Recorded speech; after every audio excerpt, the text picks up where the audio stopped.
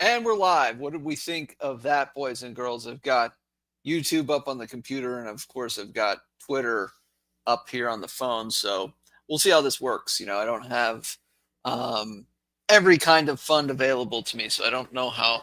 For some reason, you have to pay extra now to go live on Twitter. So cheers, everybody! Got the Bielsa mug going. What did we think of that? Dropping points against Blackburn at home. Look, in the grand scheme of things, I think it was not a deal breaker, right? I think Leeds United can still get promoted, obviously. But it does feel like Daniel Farke got it wrong. I think he got some things wrong, and we'll talk a little bit about that. But first, let me give Blackburn their flowers. Well organized, very strong defensively. I don't think there was any clear-cut chances for Leeds United to really get through. However, I think Daniel Farke could have done some things to, get a result in an important period and really continue to put us clear. And as he puts it, Daniel Farke, the man himself, puts it, leading from the front. That's what we want to see. Leading from the front. That's what Daniel Farke is all about. But quick quiz for you. What was Daniel Farke's biggest mistake today? It's A, subbing Manor Solomon for Patrick Bamford. B, not playing with his only fullback, Isaac Schmidt, which, your fullbacks are down. You don't put a fullback on. C, not taking Dan James off. Now, C, I've just heard in the ether on Twitter and some other places that Dan James should have come off. To me, he was getting no overlaps and underlaps from me to Ampadu. He was there was times where he was doubled up and even tripled up on and had no other option besides to go backwards. So I can live with Dan James. I tell you what, a lot of people are crucifying him for the Manor Solomon substitution. The worst part about it is that he subbed him for Patrick Bamford. That's the worst part. Manor Solomon, I think he is managing his minutes, so I can kind of excuse that one away. The fact that he came on for Patrick Bamford, I don't necessarily believe in. And really, I'm going to say D here. Here's the biggest one for me. You lose two of your fullbacks, and you're not playing with the fullback that you bought. What is happening there? I mean, I know he likes his players to, bring a good attitude, and there's a little bit of trust that needs to be developed there. But what are you not doing? We have no fullbacks. I mean, you could say that. Vober has played fullback. Yes, of course. Ampadu has played fullback. But by and large, they're central defenders. What is he doing? So, anyways, Isaac Schmidt, who I've seen this much of, I really enjoy. I think he plays the ball forward. I haven't seen his defensive, capabilities to the point where I think it's gaping. But, we all have lived through Bielsa playing Alioski at fullback in the Premier League. And this is what we get here. Daniel Farke was very conservative. In my opinion, once the fullbacks were down, of course, Sam Byram and Bogle, the killer bees, as I'm going to be calling them, the two killer bees went down. I thought he was just playing not to lose the game. I mean, to put Ampadu back there, you're not going to get really anything going forward. And we were lucky to get the penalty. We got the penalty, well taken penalty by Pascal Struijk. And then the corner, of course, we have to do better in that moment. But Blackburn played well. I mean, they immediately went down the pitch, earned the corner. We could have done better to not give that corner up, but they got a corner, and the ball went right to the back post, headed back in, ball fell down, and they, Blackburn are shout out to Connor McGilligan. I listened to your post-match, and it's like, Blackburn is a team we do not want to play in the playoffs. Absolutely not. We want nothing to do with that. Not only does Daniel Farke it's our bogey team, but they're just a very physical bunch. And I think also playing in the congestive period was one of the reasons why I think our players were just breaking down across the pitch. So let me know your thoughts there. What was Farke's biggest mistake? Because I think there was a full 3 points to be had in this match. And I just want to read some other things on Twitter that I heard out in the ether, and this is where I agree with Jeer from Leeds United, The View. He said, very organized and disciplined by Blackburn today, but Dan James has been great all season, but the marking by Bath for the corner doesn't go well for him. It's an easy tap-in. Switched off at the wrong time. I don't think he played badly. They were just very solid and organized. And we, of course, remain unbeaten in this run. But I think the biggest thing was, Dan, not every player is going to be on every single game, but Dan James wasn't really offered any overlaps and underlaps. I mean, probably he could have done better when Bogle was on, right?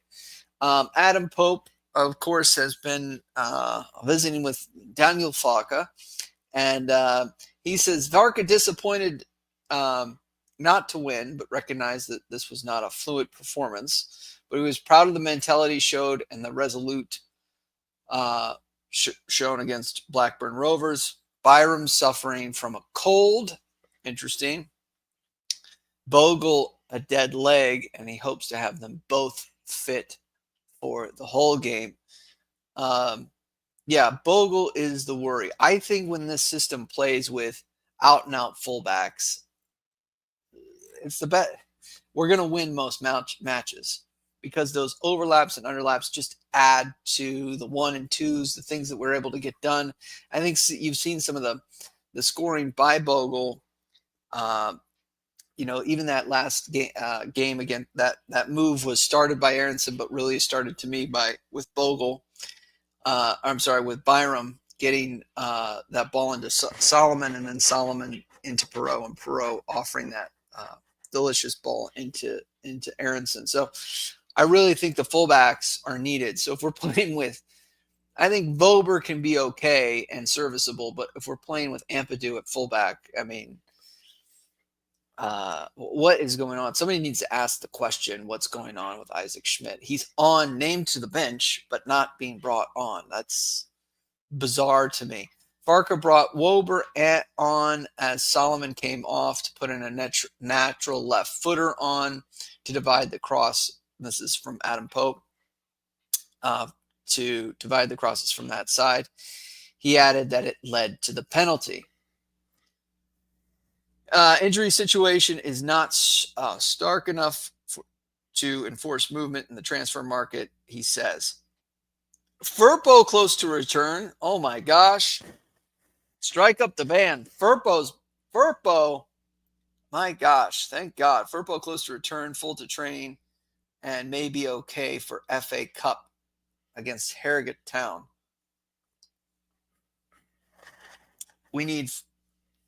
I think for this team to click, because we don't have Somerville and Ruter, and I know Aronson's been a better 10 statistically on goals so far this season.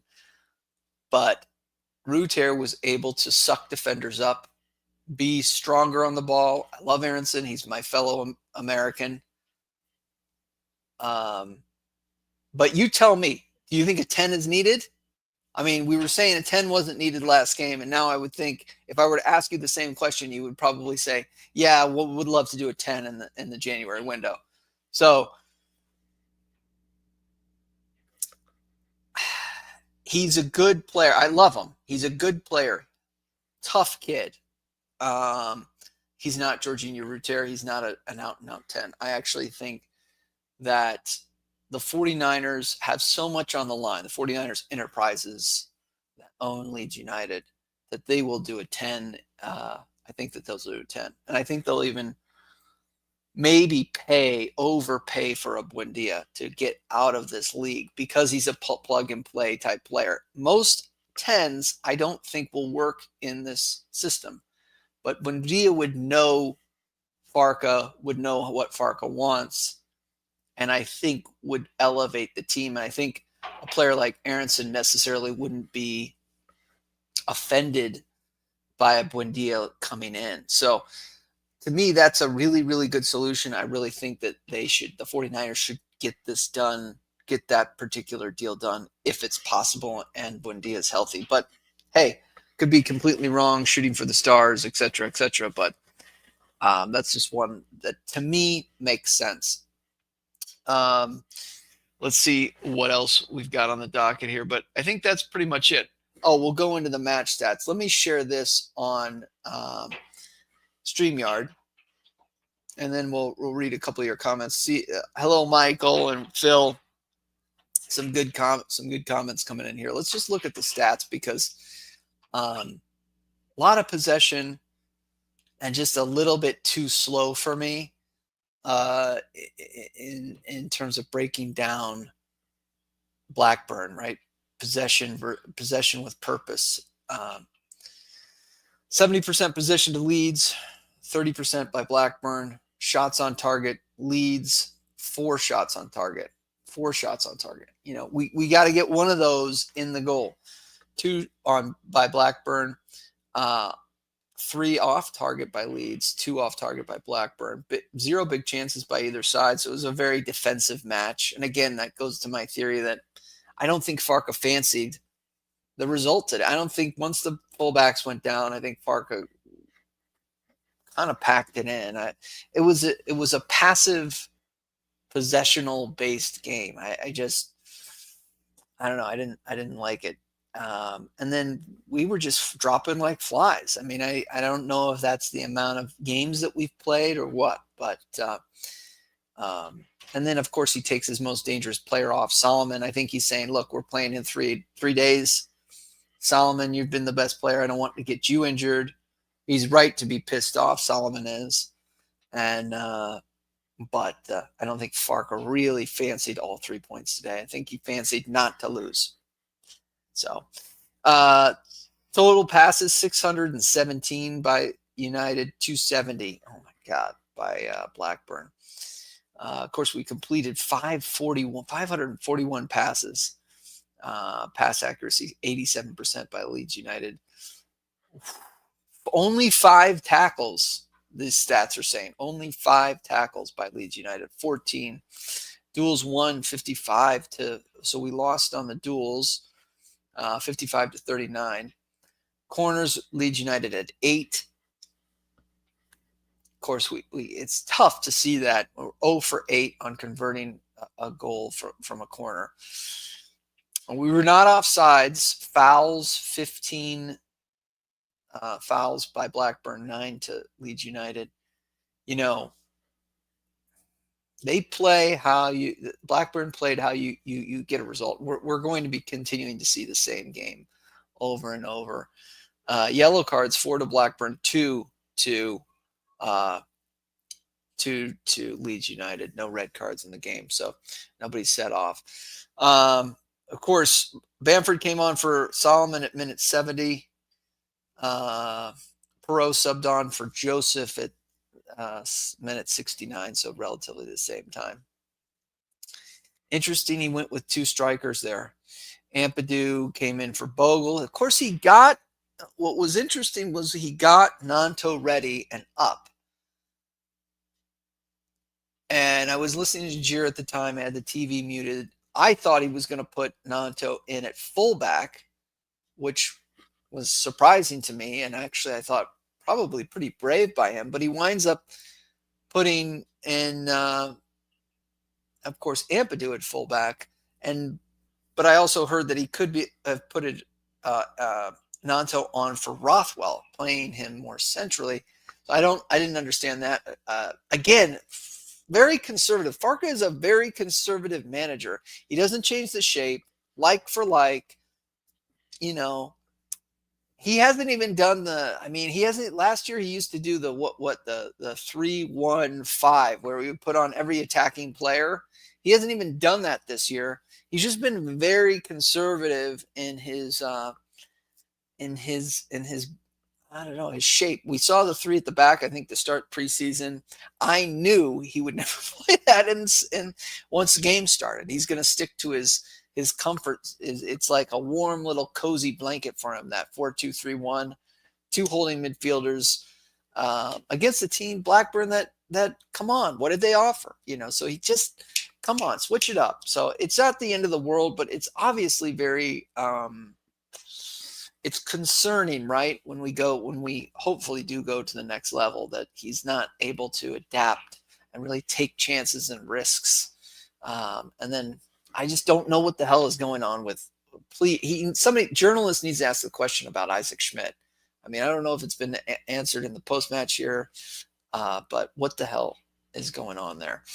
Let me get to your comments on YouTube, and then we'll skedaddle. My wife is making me a breakfast sandwich, which is probably weird for you guys to hear, but it's 1:20 in the afternoon here on the East Coast of the United States. But hey, breakfast for lunch. Phil says, Happy New Year, Alex. That's right. Happy 2025, ringing in the new year. Shout out to you, Phil. Michael Pollard says, hey, Alex, horses for courses, I think. Byram and Perot were not suited for this game. Yeah, Perot. I mean, it's tough to judge Perot. He didn't get a ton of service, but there was a couple of chances where the touch was heavy. He was not ready for it. I mean, the people that were ready for this game, Aronson, definitely Monor Solomon. He wanted this result badly. I thought Vober, when he came on, was good, was dangerous. I don't know. Obviously, the phrase, how many can cover themselves in glory? I don't think very many, right? Top of the league coming out of Christmas period, says Phil. That is correct. So in the grand scheme of things, I don't think this is a bad result. With an open transfer window, that's right. We are going up. Get in. Let's get up. Let's get up and get the heck out of this league. Phil also says, or Michael says, Pollard, don't get me started. The sub helped them and hurt us. Clueless from Farka. Yeah, I definitely don't sub him early, but I do think that Farka had an eye on Saturday or Sunday, whenever we play the 4th. So West Brom are definitely the best team we played, says Phil. We're just going to keep climbing from here. I don't know enough about West Brom. Michael says, Brendan, to be fair, if he had all of these attributes are missing, he'd be in the top of the league. We need another 10. I agree with this. Even though the stats will say that it's better, that he's been better than Jorginho Ruter in terms of his goals. Come on, if we were to swap those players, we would happily give Aronson to Brighton and take Jorginho back. He's just he's very, at this level, he'd be killing it. And goals don't matter as much as assists do, at least for me as a 10. And so I think him and Solomon would be playing very well together. And I like Aronson. I think Aronson's who we need. He would be a great back. I think he's a championship number 10. I still think he can get us promoted, Brendan, as a 10, but I would like to see more depth there. Evening, everyone. No one will feel bad. By the way, all the injuries that we had today, everything that us getting beat up, Aronson with a black eye, no one's going to feel bad for us. We have the 18th most expensive squad in Europe. It's been documented. Jason Taylor says, evening, everyone. Phil says that he agrees with Jason. Reading some, not touching that. Ampadu at right back makes no sense for me. Thank you, Paul. If he's subbing out Schmidt, I'm perplexed. Solomon going off was a head scratcher. Yeah, I agree with that.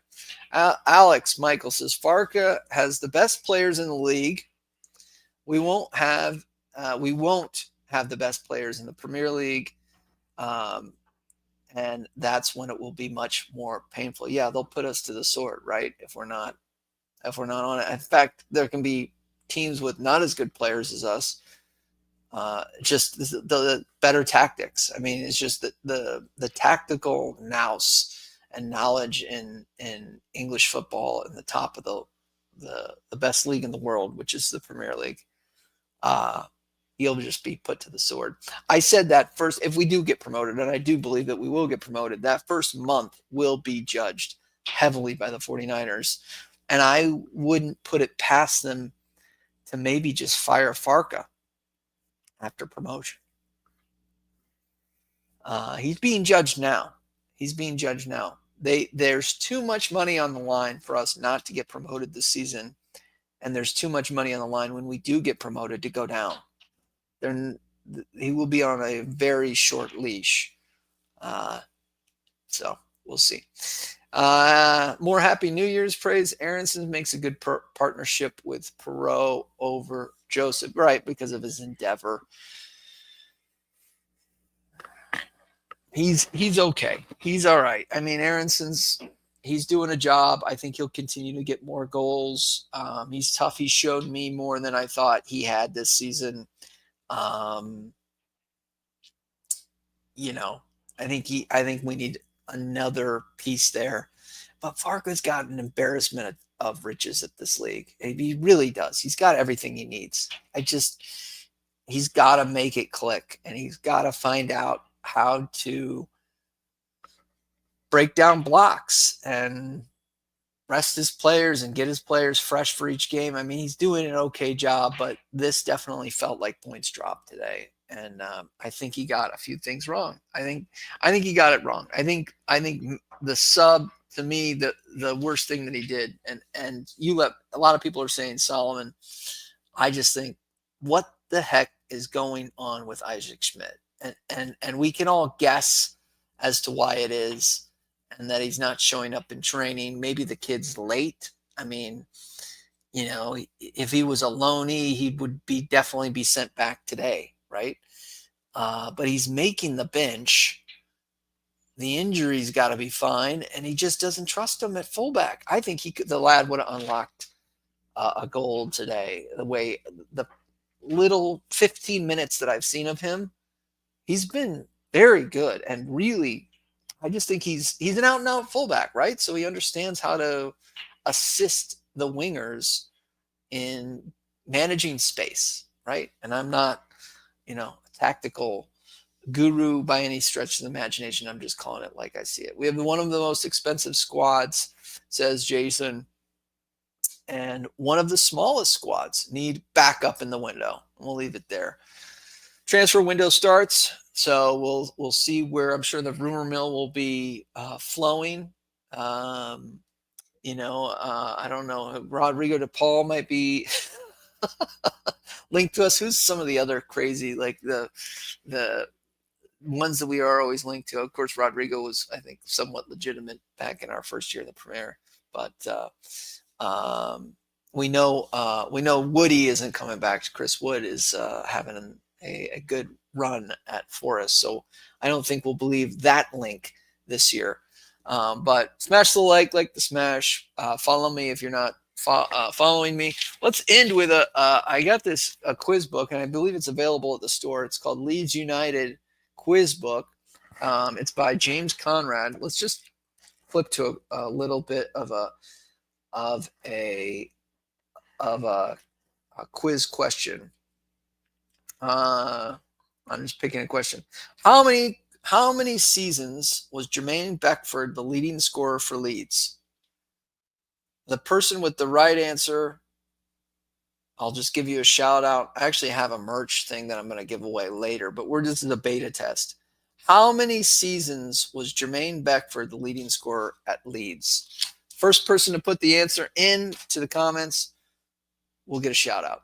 Hope you guys all do well. Up the whites, and we'll talk soon. Bye-bye.